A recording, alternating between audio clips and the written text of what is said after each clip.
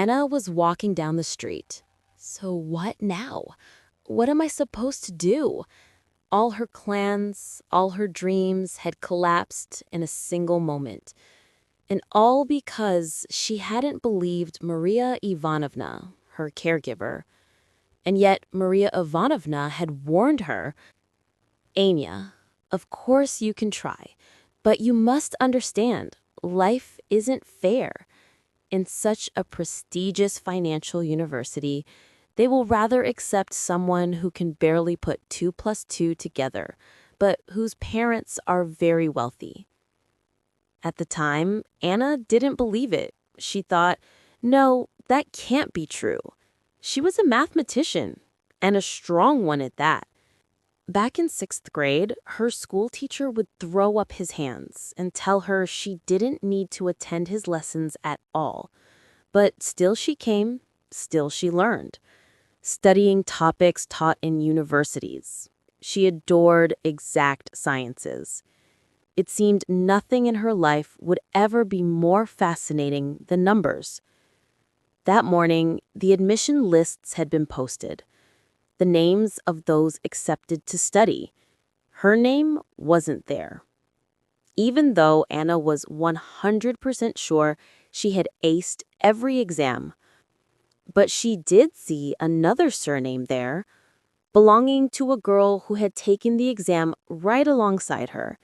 Anna had seen with her own eyes how that girl had simply sat idly through the entire allotted time. But before handing in her papers, she had slipped a bank card between the sheets, and underneath scribbled a number with a small sign, a $sign crossed by 2 strokes.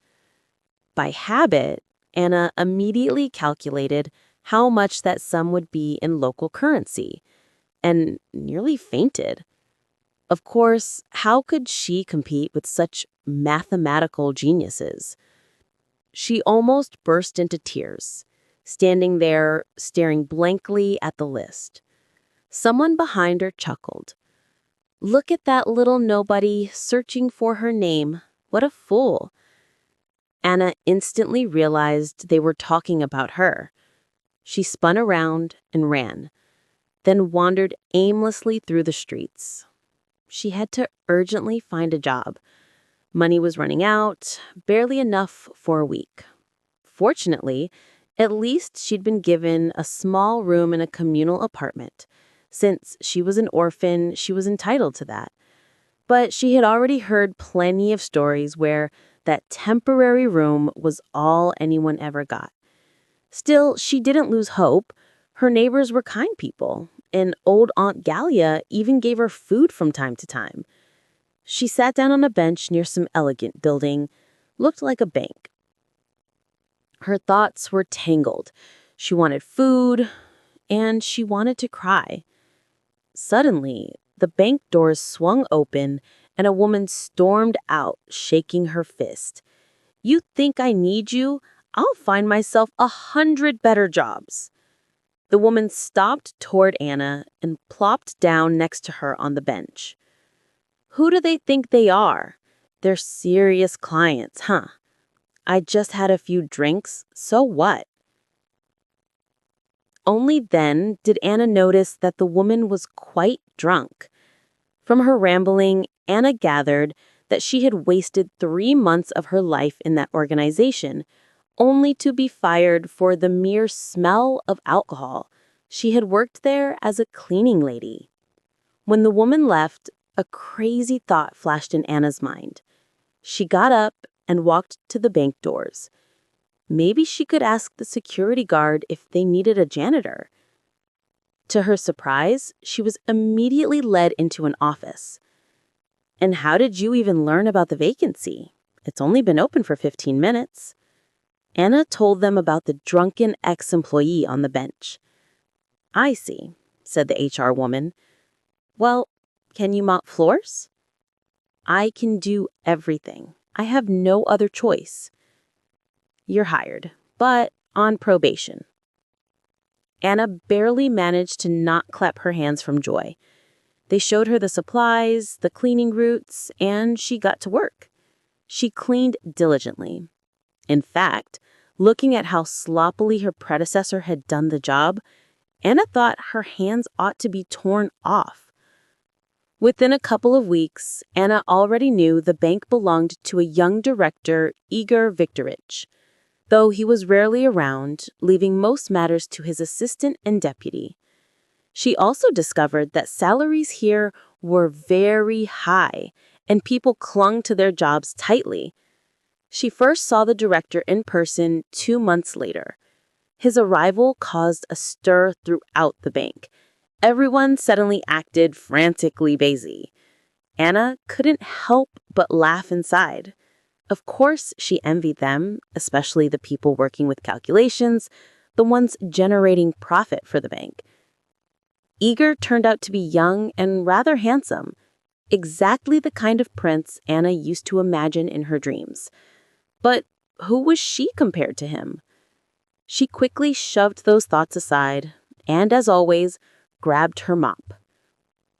During a lunch break, her friend Katya popped in, who worked in the operations hall, greeting clients. "Anya, will you come eat?" "No, Katya, I brought cottage cheese pancakes. I'll eat here. Want some? I've got plenty." Katya hesitated, then sat down with her. They ate together. "You know," Katya said with a sigh, "have you thought where you'll go next?" "What do you mean?" "Work. Where you'll look for work." Anna stopped chewing. "Why should I? I was planning to stay here, at least until the next admission." Katya's eyes widened. "You mean you don't know? Everyone's talking about it. Igor Viktorovich lost a huge sum. He invested the money somewhere, and everything's gone. They say if the bank doesn't survive 3 more months, insurance won't cover it. And then it's over. Bankruptcy." Anna felt devastated. Nowhere else could she hope for such pay. That evening, when the office emptied, she went to mop the director's office last.